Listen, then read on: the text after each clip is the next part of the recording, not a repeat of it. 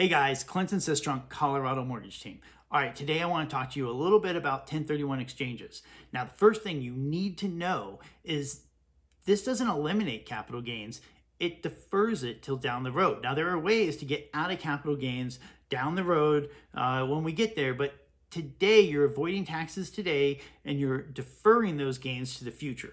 Now, there are very important timelines that you have to abide by when you do a 1031 exchange. The first one is your identification window.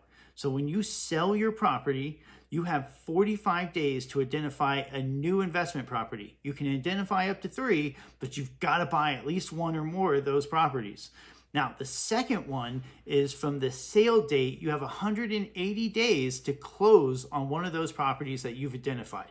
Very key that you abide by those rules. Now, you also will hire an intermediary, which is a third-party person that will take possession of the funds and hold them for you so that you don't take personal possession of those funds in the 1031 exchange. You also have to buy a like-kind property, which means you're selling real estate, you got to buy real estate. Now, that real estate can be fractional commercial buildings, a commercial building, apartment complex, multi-unit, condos, townhomes, single families, land.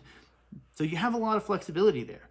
You can also sell one property and buy multiple properties. So just think of it this way. Let's say you had a $400,000 home that you were selling, that you owed $400,000 on, and you were selling it for $600,000. So you were going to go and you're going to buy 2 more $600,000 houses.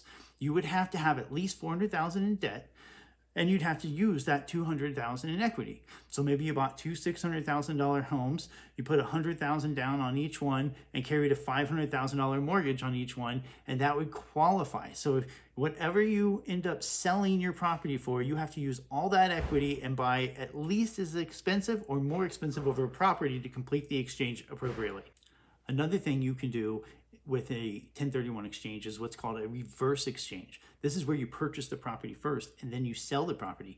You can even use some of those exchange funds for rehabbing that property and fixing it up. But you have to be finished with that process by the end of that 180-day window.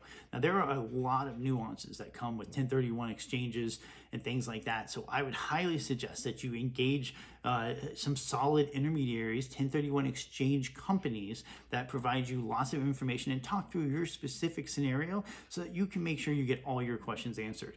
If you'd like to know more about how a 1031 exchange might impact your scenario, feel free to comment below or message us, and we'll be happy to get you all the information and connect you with some of our top 1031 exchange companies that we use all the time for our clients. I hope I get a chance to put a 1031 exchange together for you and your investments.